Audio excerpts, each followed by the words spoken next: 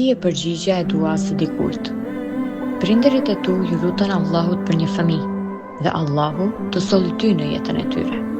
Burri ose gruaja jote i kërkoi Allahut një partner të mirë dhe Allahu të dërgoi ty.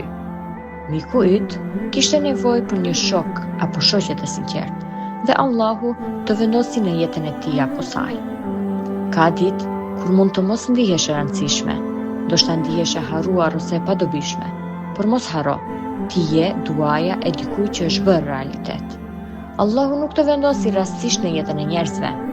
Çdo gjë ka një urtësi dhe një qëllim. Prandaj, vlera jote është shumë më e madhe se sa mendon. Dërgoja këtë mesazh dikujt për të cilin ke bërë dua, fëmijës tënd, mikut tënd ose partnerit tënd. Allahu i madhëruar e ruajt dhe e bekoft atë person për ty.